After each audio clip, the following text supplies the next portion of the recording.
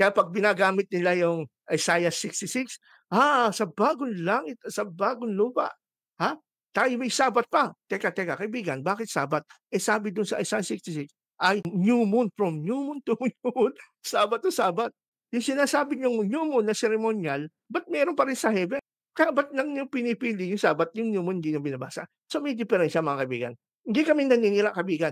Na-observe lang namin kasi galing kami diyan at nakita po namin na hindi po ito nagbibigay ng galang at respeto sa ating mahal na Diyos kasi hinahayaan po natin na sirain ito yung ating pong pananaw sa Biblia. Di ba, Brother Toto? Kaya yun Tama yung po. ating sinasabi. Oo. So, Christ, ibig sabihin nito, Brother Toto, yung Sabbath pala sa Old Covenant, hindi siya yung end. He is a means to an end. No? Instant. Ang Sabbath ay hindi talaga siya ang final goal, kumbaga. Hindi siya yung final goal, hindi siya yung end. But he's just a means to an end.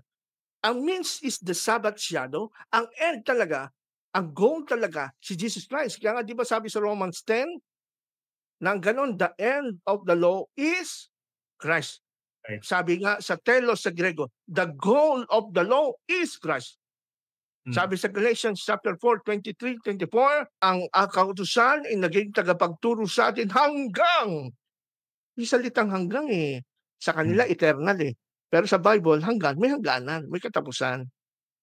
Di ba, Brother Toto? Ang comment ko po, ang emphasis kasi ng message ng Seventh-day Adventist is on the obedience of a man in order to be righteous in the sight of God. Di ba? Yung obedience natin. Oo Ang nga. emphasis ng gospel from the Word of God is the obedience of Christ, the fulfillment of which by faith we trust in Him that He's able to, sa atin, represent us and cover us with all the works that He has done on earth.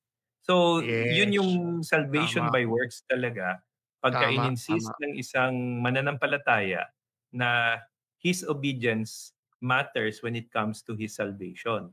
Which is, yun nga ang bottom line kasi is babalik sa Ten Commandments and specifically the Fourth Commandment. And malinaw naman na no one is justified, di ba, in the sight of God